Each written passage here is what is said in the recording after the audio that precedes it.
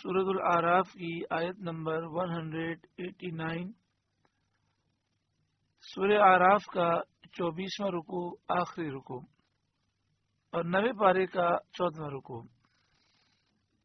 اللہ رب العالمین نے ارشاد فرمایا هو الذی خلقکم، وہی ہے جس نے تمہیں پیدا کیا، من نفس واحدہ، ایک جان سے، وجعل منها زوجہا، اور اسی میں سے اس کا جوڑا بنایا، لیسکن الیہا، کہ اس سے چین پائے۔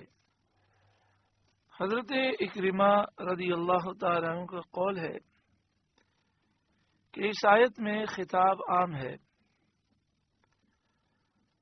یہاں ہر ایک شخص مراد ہے۔ معنی یہ ہے کہ اللہ وہی ہے جس نے تم میں سے ہر ایک کو ایک جان سے، یعنی اس کے باپ سے پیدا کیا، اور اس کی جنس سے اس کی بیوی کو بنایا۔ پھر جب وہ دونوں جمع ہوئے اور حمل ظاہر ہوا، ان دونوں نے تندرست بچے کی دعا کی، اور ایسا بچہ ملنے پر ادائے شکر کا عہد کیا۔ پھر اللہ تعالیٰ نے انہیں ویسا ہی بچہ عنایت فرمایا۔ ان کی حالت یہ ہوئی، کبھی تو وہ اس بچے کو تباہی کی طرف نسبت کرتے ہیں، جیسے دہریوں کا حال ہے، جو سب کچھ نیچر کو سمجھتے ہیں اور کہتے ہیں کہ سب کچھ خود بخود ہو رہا ہے، یہ تو طبیعت کے تقاضے ہیں۔ اور کبھی ستاروں کی طرف، جیسا کواکب پرستوں کا طریقہ ہے، وہ خدا کو نہیں مانتے، وہ کہتے ہیں کہ بچہ ستارے نے دیا۔ کبھی بتوں کی طرف، جیسا بت پرستوں کا دستور ہے کہ وہ یہ نہیں سمجھتے کہ اللہ نے بیٹا دیا، بلکہ وہ تصور کرتے ہیں کہ فلاں بت نے ہمیں دیا، اللہ نہ چاہے پھر بھی ہمارے بت یہ کام کر سکتے ہیں۔ اللہ تعالیٰ نے فرمایا کہ وہ ان کے اس شرک سے برتر ہے۔ هو الذی خلقکم من نفس واحدہ، وہی ہے جس نے تمہیں ایک جان سے پیدا کیا، یعنی انسان کو اس کے باپ سے پیدا کیا۔ وجعل منها زوجہا، اور اسی میں سے اس کا جوڑا بنایا، یعنی اس کے باپ کی جنس سے اس کی بیوی بنائی۔ جیسا کہ آپ سن چکے کہ یہاں مراد ہر مرد اور ہر عورت ہے۔ لیسکن الیہا، تاکہ وہ اس سے چین پائے۔ میاں بیوی کے جو تعلقات ہیں اور جس سے گھر آباد ہوتا ہے، اس سے اللہ تعالی نے چین اور سکون عطا فرمایا۔ آج گھروں میں چین و سکون نہیں، اس کی ایک بہت بڑی وجہ یہ ہے کہ ہم اللہ تبارک و تعالی کے نافرمان ہو گئے، جس سے چین و سکون برباد ہو گیا۔ فلما تغشاها حملت حملا خفیفا فمرت به۔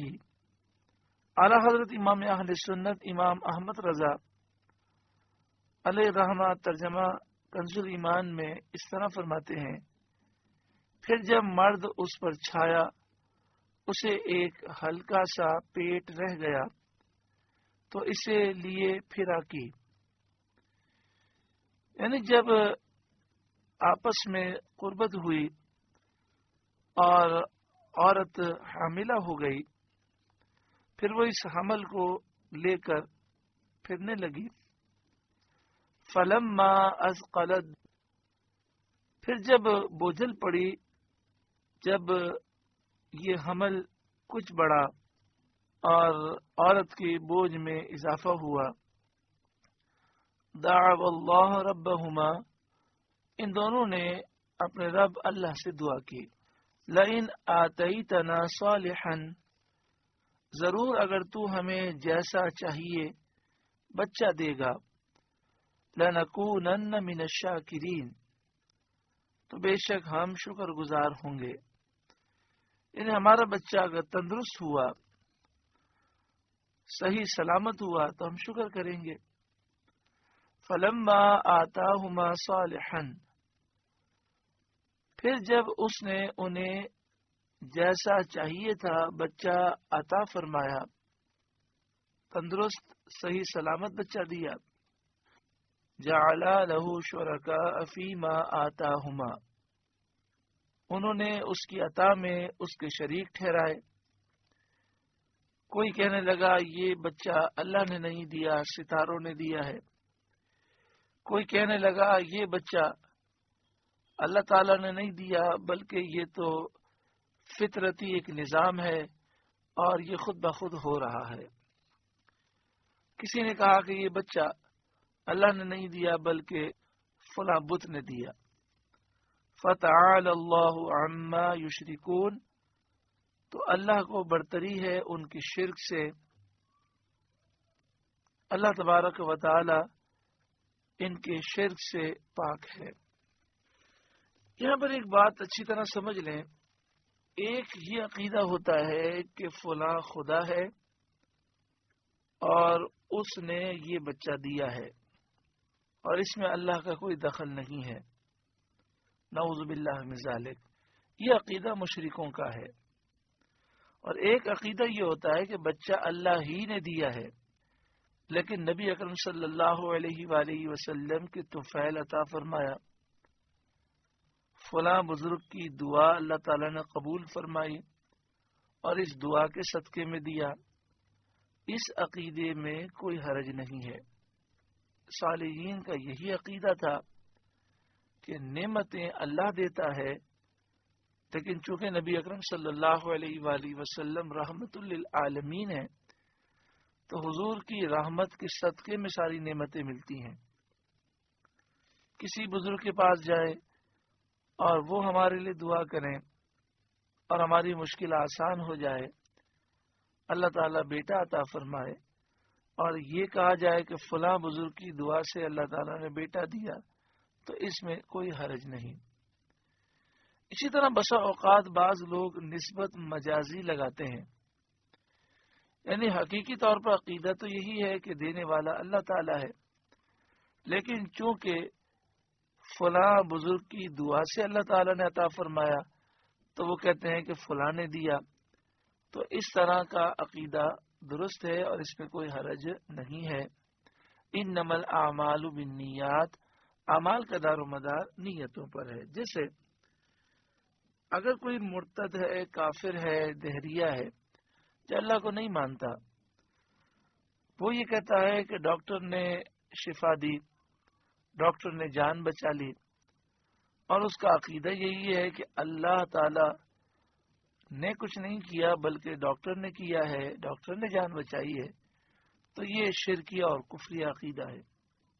لیکن ایک مسلمان جب یہ کہتا ہے کہ ڈاکٹر نے جان بچائی، ڈاکٹر نے شفا دی، تو اس کا مطلب یہی ہوتا ہے کہ حقیقی طور پر شفا دینے والا اللہ تعالی ہے، یہ ڈاکٹر تو ذریعہ ہے. اللہ تبارک و تعالی نے کرم فرمایا اور اس کو ذریعہ بنا دیا. جس طرح حضرت جبریل حضرت مریم کے بعد تشریف لے گئے تو انہوں نے یہ فرمایا لی اہبا لکی غلامن زکیہ، میں اس لیے آیا ہوں تاکہ ایک پاک بیٹا تجھے دوں. تو وہاں پر ہے میں دوں، تو بیٹا دینے والا تو اللہ تعالیٰ ہے، لیکن چونکہ جبریل اللہ کے حکم سے دے رکھے تھے، لہذا ان کا یہ فعل چونکہ اللہ کے حکم سے ہے، اس لیے انہوں نے کہا کہ میں تمہیں بیٹا دینے کے لیے آیا ہوں. حقیقی طور پر دینے والا تو اللہ تعالیٰ ہے. اسی طرح دیکھیں، کھلانے والا اللہ تعالیٰ ہے، پلانے والا اللہ تعالیٰ ہے، لیکن نبی اکرم صلی اللہ علیہ وآلہ وسلم نے ہمیں یہ دعا سکھائی کہ جب کسی کے گھر پر کھانا کھائیں تو یہ دعا کریں، اللہم اطعم من اطعمنی واسقی من سقانی. اے اللہ جس نے مجھے کھلایا تو اسے کھلا، اور جس نے مجھے پلایا تو اسے پلا. پلانے والا بھی اللہ ہے، کھلانے والا بھی اللہ ہے، لیکن یہاں مراد ہے جس نے مجھے کھلایا، یعنی جس میزبان نے میری میزبانی کی، اے اللہ تو اس پہ کرم فرما. تو یہ جو نسبت ہے کہ جس نے مجھے کھلایا اس میزبان نے مجھے کھلایا، اس میزبان نے مجھے پلایا، اے اللہ تو اسے کھلا، تو اسے پلا. تو یہ جو میزبان کی طرف کھلانے یا پلانے کی نسبت ہے یہ مجازی ہے، کیونکہ مومن کا عقیدہ یہی ہے کہ اللہ کی مشیت کے بغیر کچھ نہیں ہوتا، اللہ کی مشیت کے بغیر پتا بھی ہلتا نہیں ہے، اور حقیقی طور پر کھلانے والا، پلانے والا، مدد کرنے والا، بیٹا دینے والا، عطائیں کرنے والا وہ صرف اور صرف اللہ تعالی ہے. فرشتے، انبیاء، اولیاء یہ ذریعہ اور وسیلہ ہے. اس کی مزید تفصیل جاننا چاہیں تو شرک کی حقیقت کتاب، کیسٹ، سی ڈی کو آپ خرید فرمائیں باہر شریعت مسجد سے، اور اسی طرح کیسٹ ہے حقیقت توحید، یہ سی ڈی بھی ہے، آپ اسے خرید فرمائیں اور خود بھی سماعت کریں اور دوسروں کو بھی دیں. اللہ تبارک و تعالی ہمیں حقیقت توحید سمجھنے کی توفیق عطا فرمائے اور شرک کی حقیقت سمجھنے کی توفیق عطا فرمائے. ایشرکون ما لا یخلق شیئا، کیا ایسے کو شریک کرتے ہیں جو کچھ نہ بنائے، یعنی بتوں کو خدا سمجھتے ہیں جنہوں نے کچھ نہیں بنایا. وہم یخلقون، اور وہ خود بنائے ہوئے ہیں. ولا یستطیعون لهم نصرا، اور نہ وہ ان کو کوئی مدد پہنچا سکے. ولا انفسهم ینصرون، اور نہ اپنی جانوں کی مدد کریں. یعنی بت بے جان پتھر ہیں، نہ وہ اپنی مدد کر سکتے ہیں نہ دوسروں کی مدد کر سکتے ہیں، لیکن یہ مشرکین انہیں خدا سمجھتے ہیں. یہ ان کی نادانی ہے. اب یہاں پر ایک سوال پیدا ہوتا ہے کہ جیسے فرعون بادشاہ تھا، پورے مصر کا بادشاہ تھا، وہ اپنی مدد بھی کر سکتا تھا، دوسروں کی بھی مدد کر سکتا تھا، اور جسے چاہتا وہ جان سے مار دیتا. تو کیا اسے خدا بنانا صحیح ہے؟ تو وہ بھی خدا نہیں ہے. خدا وحدہ لا شریک اللہ رب العالمین ہی ہے. تو یہاں جو فرمایا جا رہا ہے وہ یہ کہ جو تمہاری مدد کر سکے اور وہ اللہ کے علاوہ ہے، غیر اللہ ہے، تو وہ بھی خدا نہیں، کیونکہ اس کا مدد کرنے کا جو اختیار ہے وہ ذاتی نہیں ہے. جب اللہ چاہے گا تو وہ مدد کرے گا، اور اللہ کے اذن سے ہی وہ کر سکتا ہے. تو جب اسے خدا بنانا درست نہیں تو بے جان پتھروں کو خدا بنانا کتنی بڑی بے وقوفی ہے. اس میں بتوں کی بے قدری اور شرک کا بطلان ہے. مشرکین کے کمال جہالت کا اظہار ہے. اور بتایا گیا کہ عبادت کا مستحق وہی ہو سکتا ہے جو عبادت کرنے والے کو نفع پہنچانے اور اس کا ضرر، اس کی تکلیف دور کرنے کی حقیقی قدرت رکھتا ہو، اور اس معاملے میں وہ کسی سے اجازت لینے کا محتاج نہ ہو. وہ جو چاہے کرے، اسے کوئی روک نہ سکتا ہو، اور وہ صرف اللہ وحدہ لا شریک ہے. مشرکین جن بتوں کو پوجتے ہیں ان کی بے قدری اس درجے کی ہے کہ وہ کسی چیز کے بنانے والے نہیں. کسی چیز کے بنانے والے تو کیا ہوتے، خود اپنی ذات میں دوسروں سے بے نیاز نہیں، خود مخلوق ہیں، بنانے والے کے محتاج ہیں. اس سے بڑھ کر بے اختیاری یہ ہے کہ وہ کسی کی مدد نہیں کر سکتے، اور کسی کی کیا مدد کریں. خود انہیں نقصان پہنچے تو دور نہیں کر سکتے. کوئی انہیں توڑ دے، گرا دے، جو چاہے کرے، وہ اس سے اپنی حفاظت نہیں کر سکتے.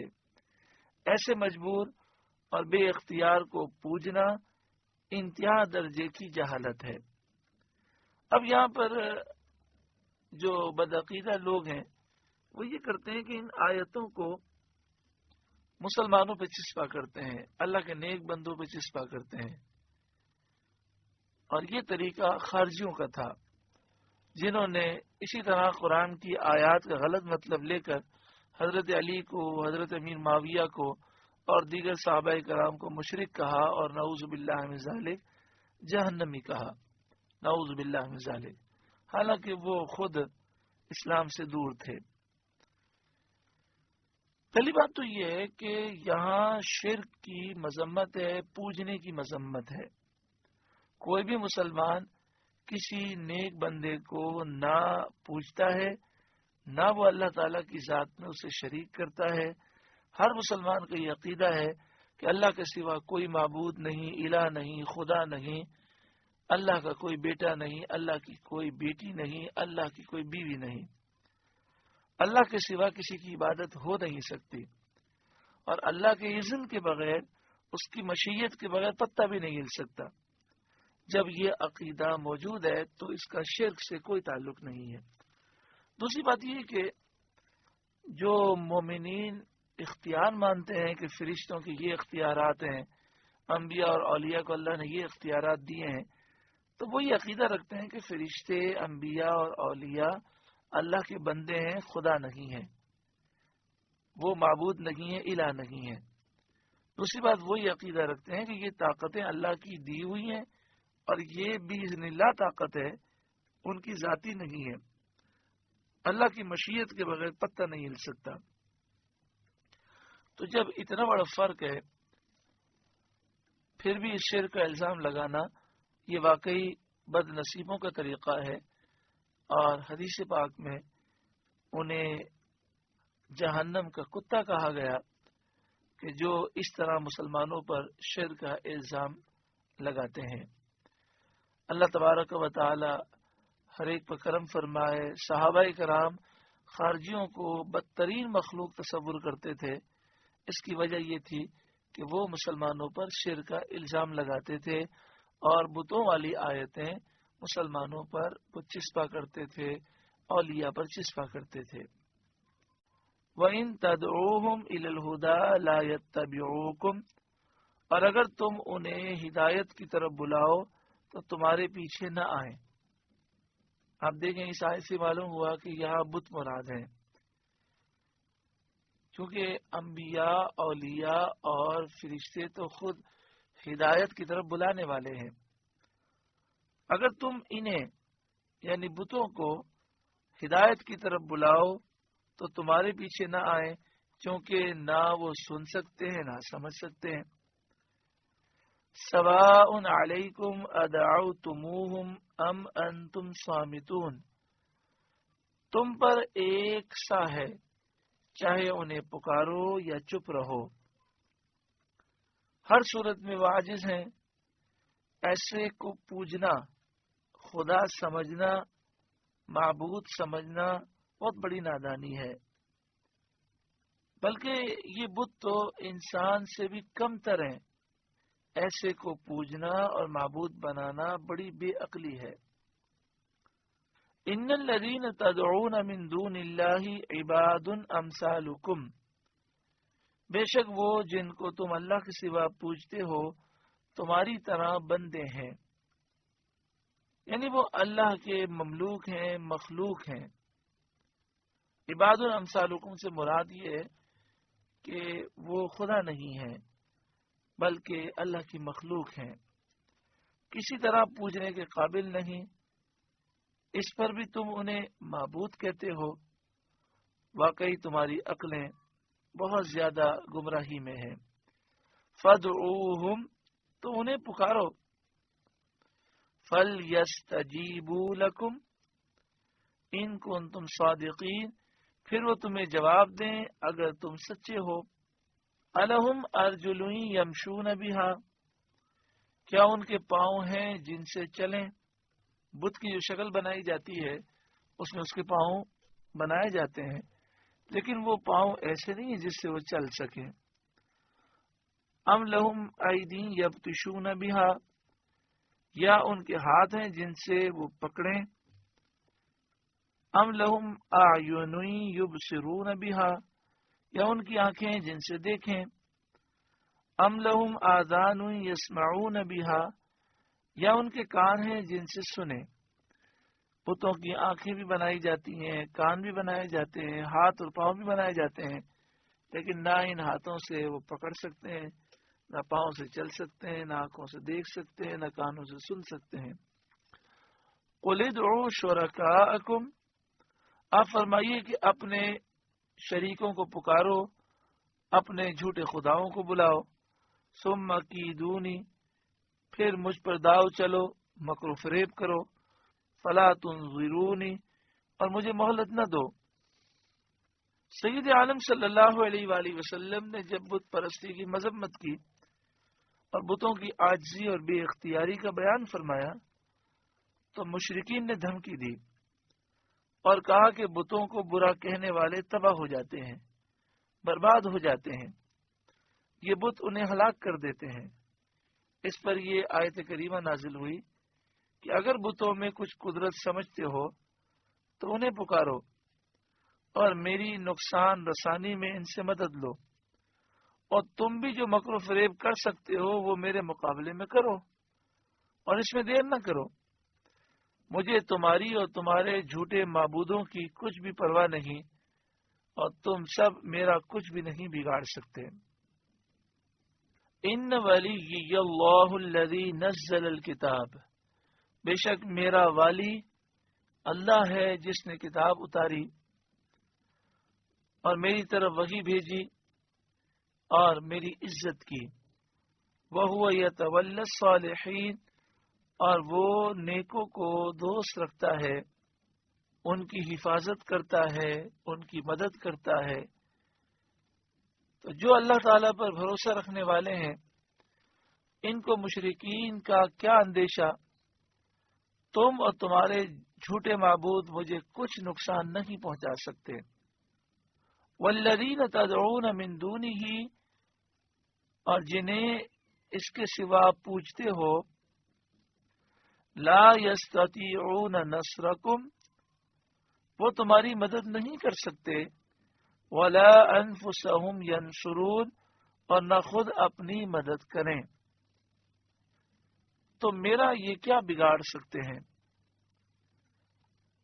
یہ ساری باتیں مشرکین کے جواب میں ہیں جنہوں نے کہا تھا کہ یہ بت آپ کو نقصان پہنچائیں گے۔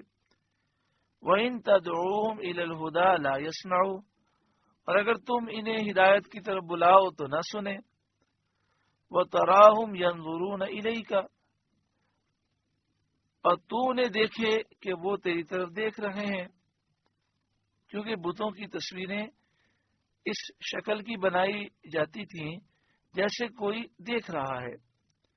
وَهُمْ لَا يُبْصِرُونَ، اور انہیں کچھ بھی نہیں سوچتا، یعنی تم ان کی طرف دیکھو تو ایسا لگے جیسے تمہیں دیکھ رہے ہیں، اس طرح کی تصویر اور مجسمہ بنا ہے، لیکن وہ کچھ دیکھ نہیں سکتے۔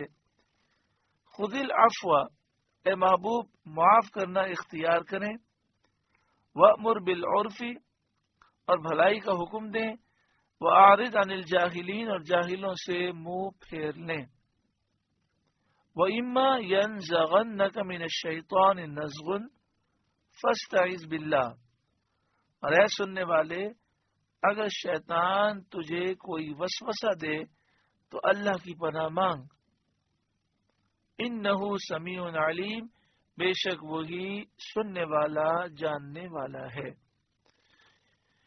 یعنی جب کوئی بھی دل میں برا خیال آئے تو فوراً پڑھے اعوذ باللہ من الشیطان الرجیم، اللہ تعالیٰ سے مدد مانگیں کہ اے اللہ تو ہماری مدد فرما، تو ہمیں پناہ دے، شیطان مردود کے شر سے محفوظ فرما۔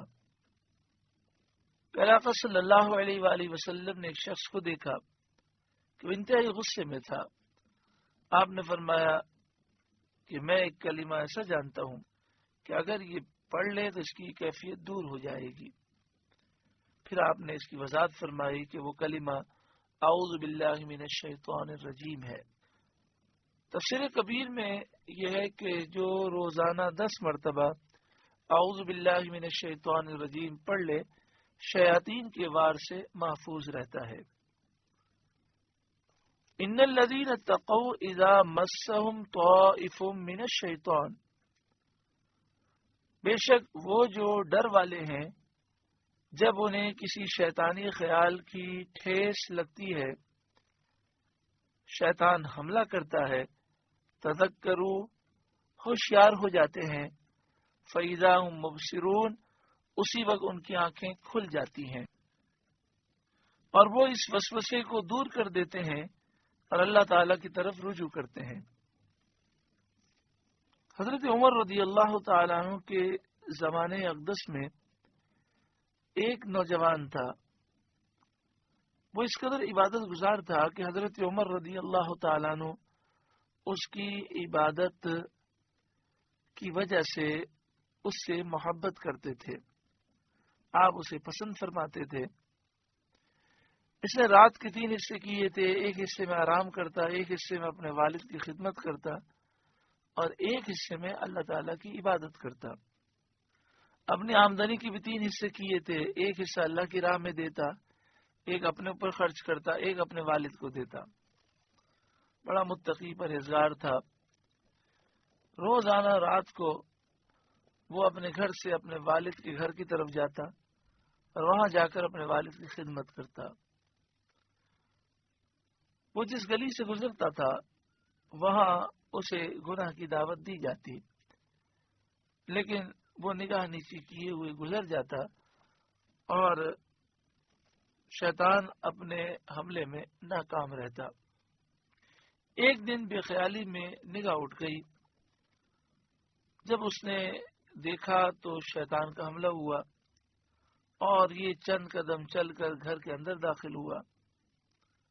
جیسے ہی داخل ہوا اسے یہ آیت کریمہ یاد آ گئی، ان الذین اتقوا اذا مسهم طائف من الشیطان، بے شک جو ڈرنے والے ہیں، متقی پرہیزگار ہیں، جب شیطان کے وسوسوں کی وجہ سے ان کو ٹھیس لگتی ہے، شیطان کے وسوسے حملہ کرتے ہیں، تذکروا، وہ ہوشیار ہو جاتے ہیں، فَإِذَا هُمْ مُبْصِرُونَ، اسی وقت ان کی آنکھیں کھل جاتی ہیں۔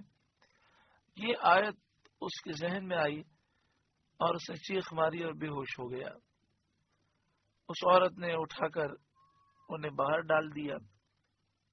والد صاحب نے انتظار کیا اور دیکھا کہ کافی دیر ہو گئی، بیٹا نہیں آیا، تو تلاش میں نکلے تو راستے میں بے ہوش دیکھا، اپنے گھر لے گئے اور ہوش میں لانے کی کوشش کی۔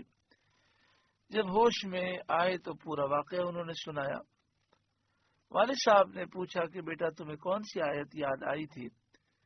اس نوجوان نے اس آیت کریمہ کی تلاوت کی، ان الذین اتقوا اذا مسهم طائف من الشیطان تذکروا فاذا هم مبصرون، اور پھر اللہ تعالیٰ کا خوف اس قدر غالب ہوا کہ چیخ ماری اور دم نکل گیا۔ اس کی نماز جنازہ پڑھ لی گئی اور تدفین سے لوگ فارغ ہوئے، لیکن حضرت عمر رضی اللہ تعالیٰ عنہ کو اطلاع نہ دی گئی۔ حضرت عمر رضی اللہ تعالیٰ عنہ نے 2-3 دن کے بعد فرمایا کہ مجھے مسجد نبوی شریف میں وہ نوجوان نظر نہیں آتا۔ لوگوں نے بتایا کہ اس کا تو اس طرح انتقال ہوا، تو آپ اس کے گھر پہ تشریف لے گئے۔ اس کے والد نے پورا واقعہ سنایا تو حضرت عمر رضی اللہ تعالیٰ عنہ نے فرمایا کہ یہ تو اللہ کا خوف رکھنے والا شخص تھا اور خوف خدا سے اس کا انتقال ہوا، مجھے اس کی قبر پہ لے چلیں۔ جب حضرت عمر رضی اللہ تعالیٰ عنہ اس کی قبر پر گئے تو آپ نے قبر پر دعا مانگنے کے بعد یہ آیت کریمہ پڑھی، وَلِمَنْ خَافَ مَقَامَ رَبِّهِ جَنَّتَانِ، جو اپنے رب کے حضور کھڑے ہونے سے ڈرے اس کے لیے 2 جنتیں ہیں۔ وَلِمَنْ خَافَ مَقَامَ رَبِّهِ جَنَّتَانِ، جب آپ نے یہ آیت کریمہ کی تلاوت فرمائی تو قبر سے آواز آئی کہ یا امیر المومنین، اللہ نے کرم فرمایا اور مجھے 2 جنتیں عطا فرمائی۔ اللہ تعالیٰ اس نوجوان کے صدقے میں ہمیں بھی تقوی اور پرہیزگاری نصیب فرمائے۔ وَإِخْوَانُهُمْ يَمُدُّونَهُمْ فِي الْغَيِّ، اور وہ جو شیطانوں کے بھائی ہیں، شیطان انہیں گمراہی میں کھینچتے ہیں۔ ثُمَّ لَا يُقْصِرُونَ، پھر کمی وہ نہیں کرتے۔ یہاں شیطانوں کے بھائی سے مراد کفار ہیں۔ کفار شیاطین کے بھائی ہیں، انہیں شیاطین گمراہی میں کھینچتے ہیں، یعنی کفار تو ویسے ہی گمراہ ہیں لیکن شیاطین انہیں اور مزید گمراہی میں اور تباہی میں لے جاتے ہیں۔ وَإِذَا لَمْ تَأْتِهِمْ بِآيَةٍ، اور اے محبوب جب آپ ان کے پاس کوئی آیت نہ لائیں، قالو تو وہ کہتے ہیں لو لجتبیتہا، آپ نے دل سے کیوں نہ بنا لی۔ آیات کا نزول ہو تب بھی وہ اعتراض کرتے ہیں، کچھ دنوں کے لیے وحی کا سلسلہ، قرآن کے نزول کا سلسلہ موقوف ہو تب بھی وہ اعتراض کرتے ہیں، کہتے ہیں جب قرآن نازل نہیں ہوا تو خود اپنے جی سے بنا لیتے۔ قل اے محبوب آپ فرمائیے انما اتبع ما یوحى الی من ربی، میں تو اسی کی پیروی کرتا ہوں جو میری طرف میرے رب سے وحی ہوتی ہے۔ ھذا بصائر من ربکم، یہ تمہارے رب کی طرف سے آنکھیں کھولنا ہے۔ بصائر ان چیزوں کو کہتے ہیں جو آنکھیں کھول دیتی ہیں اور انسان کی غفلت کو دور کر دیتی ہیں۔ ھذا بصائر من ربکم، یہ تمہارے رب کی طرف سے آنکھیں کھولنے والی آیات ہیں، وہدن اور ہدایت ہے، ورحمۃ لقوم یؤمنون اور رحمت ہے مسلمانوں کے لیے، اس قوم کے لیے جو ایمان رکھتی ہے۔ وَإِذَا قُرِئَ الْقُرْآنُ فَاسْتَمِعُوا لَهُ، اور جب قرآن پڑھا جائے تو اسے کان لگا کر سنو۔ وَأَنصِتُوا، اور خاموش رہو، لَعَلَّكُمْ تُرْحَمُونَ، کہ تم پر رحم ہو۔ جب بھی قرآن مجید فرقان حمید کی تلاوت ہو تو اسے خاموش رہ کر غور سے سننا ضروری ہے۔ اس آیت سے ثابت ہوا کہ جس وقت قرآن کریم پڑھا جائے، چاہے نماز میں پڑھا جائے یا نماز کے باہر، اس وقت سننا اور خاموش رہنا واجب ہے۔ جمہور صحابہ رضی اللہ تعالی عنہم اجمعین اس طرف ہیں، جمہور صحابہ رضی اللہ تعالی عنہم اجمعین کی رائے یہ ہے کہ یہ آیت مقتدی کے سننے اور خاموش رہنے کے باب میں ہے۔ یعنی اس آیت سے ثابت ہوتا ہے کہ مقتدی جب نماز پڑھے تو نماز کے دوران نہ وہ سورہ فاتحہ پڑھے نہ دیگر آیات کی تلاوت کرے، بلکہ خاموش کھڑا رہے۔ اگر آواز امام کی آ رہی ہے تو غور سے سنے، آواز نہیں آ رہی تو خاموش رہے۔ ایک قول یہ ہے کہ اس میں خطبہ سننے کے لیے گوش بر آواز ہونے اور خاموش رہنے کا حکم ہے، اور ایک قول یہ ہے کہ اس سے نماز و خطبہ دونوں میں بغور سننا اور خاموش رہنا واجب ثابت ہوتا ہے۔ حضرت عبداللہ بن مسعود رضی اللہ تعالی عنہ کی حدیث میں ہے، آپ نے کچھ لوگوں کو سنا کہ وہ نماز میں امام کے ساتھ قرات کرتے ہیں، تو نماز سے فارغ ہو کر فرمایا کیا ابھی وقت نہیں آیا کہ تم اس آیت کے معنی سمجھو؟ غرض اس آیت سے امام کے پیچھے تلاوت اور قرات کی ممانعت ثابت ہوتی ہے۔ کوئی حدیث ایسی نہیں جس کو اس آیت کے مقابل لا کر حجت قرار دیا جا سکے۔ عام طور پر امام کے پیچھے تلاوت کی تائید میں سب سے زیادہ اعتماد اس حدیث پر کیا جاتا ہے جس میں سرکار دو عالم صلی اللہ علیہ وآلہ وسلم نے فرمایا لا صلاۃ الا بفاتحۃ الکتاب۔ مگر اس حدیث سے امام کے پیچھے تلاوت کا وجوب تو ثابت نہیں ہوتا، صرف اتنا ثابت ہوتا ہے کہ بغیر فاتحہ کے نماز پوری نہیں ہوتی۔ تو جب حدیث پاک ہے قراءۃ الامام لہ قراءۃ، امام کا پڑھنا مقتدی کا پڑھنا ہے، تو اس سے ثابت یہ ہوا کہ مقتدی کو خاموش رہنا ہے۔ امام تلاوت کرے گا تو امام نے جب پڑھ لیا تو گویا کہ مقتدی نے بھی پڑھ لیا، لہذا امام کے پیچھے قرات نہ کی جائے۔ قرآن پاک پر بھی عمل ہے اور احادیث پر بھی عمل ہو جائے گا، اور اگر امام کے پیچھے قرات کریں گے تو قرآن کی اس آیت کا اتباع ترک ہو جائے گا۔ لہذا ضروری ہے کہ امام کے پیچھے سورہ فاتحہ وغیرہ کچھ بھی نہ پڑھے۔ وَاذْكُرْ رَبَّكَ فِي نَفْسِكَ تَضَرُّعًا وَخِيفَةً، اور اپنے رب کو اپنے دل میں یاد کرو زاری اور ڈر سے۔ اپنے رب کو اپنے دل میں یاد کرو تضرعاً گریہ و زاری سے، وخیفہ اور ڈر سے، یعنی گریہ و زاری کرو اپنے دل میں اللہ کا خوف رکھو اور اپنے رب کو دل میں یاد کرو۔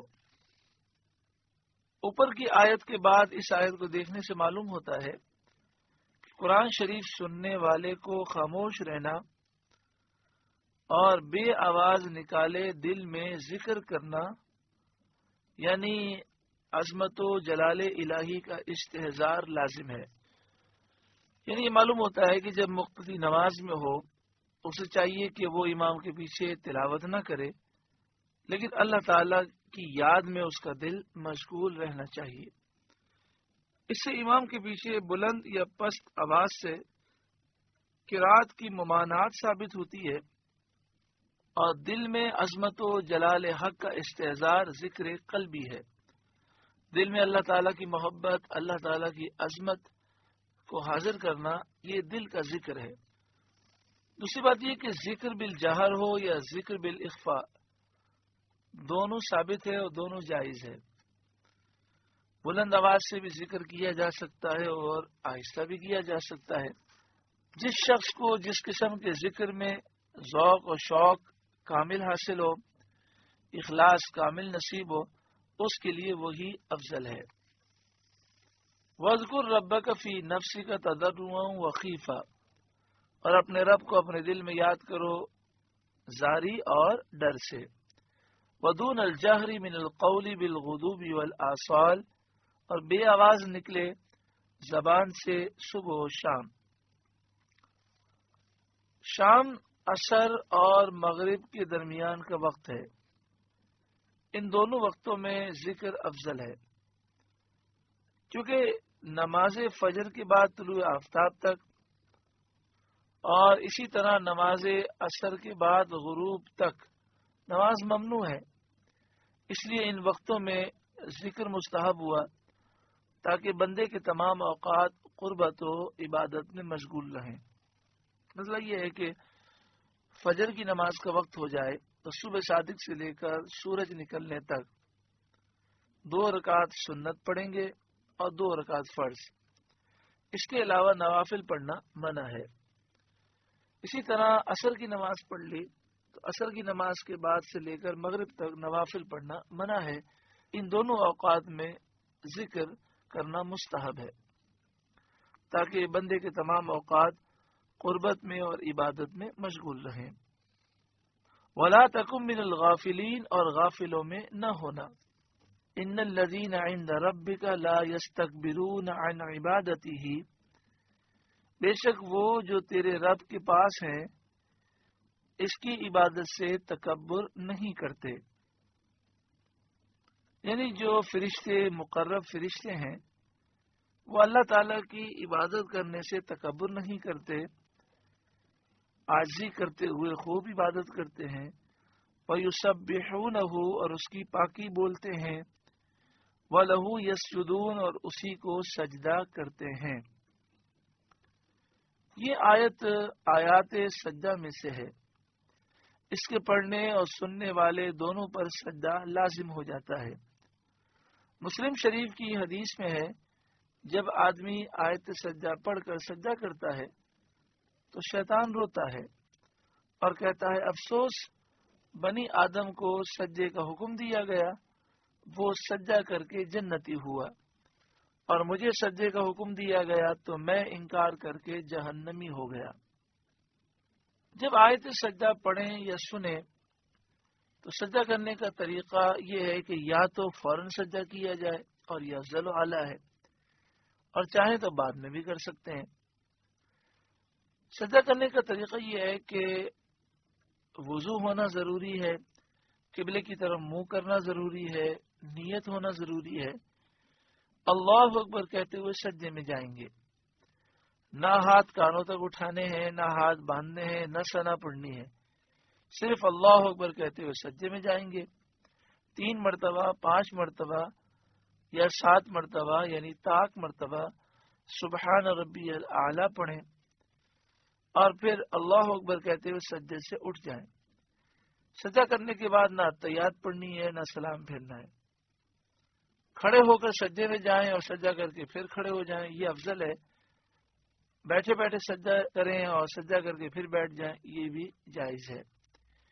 ایک سے زائد اگر سجدے کرنے ہوں، مثلا کسی کو 3 سجدے کرنے ہیں تو کھڑے ہو کر سجدے میں جائے، پھر سجدہ کر کے کھڑا ہو جائے، پھر دوبارہ سجدے میں جائے، پھر سجدہ کر کے کھڑا ہو جائے، اس طرح 3 سجدے کر لے۔ اور یہ بھی ہو سکتا ہے کہ بیٹھے بیٹھے سجدہ کرے، سجدہ کر کے دوبارہ بیٹھ جائے، پھر دوبارہ سجدہ کرے، سجدہ کر کے بیٹھ جائے۔ تو یہ دونوں طریقے درست ہیں، لیکن یہ مسئلہ یاد رکھیے گا کہ جو ریکارڈنگ ہوتی ہے تو ریکارڈنگ سننے سے سجدہ لازم نہیں ہوتا۔ اللہ تبارک و تعالی ہم پر خاص فضل و کرم فرمائے۔ سورہ آراف مکمل ہوئی، اس کا 24واں رکوع مکمل ہوا۔ اللہ تعالیٰ اس سورہ مبارکہ کے نور سے ہمارے قلوب کو روشن فرمائے، ہماری ساری بیماریاں، ساری برائیاں، سارے عیوب دور فرمائے۔ آپ سے گزارش ہے کہ قرآن کے اس پیغام کو آگے پہنچا کر ثواب جاریہ حاصل کریں۔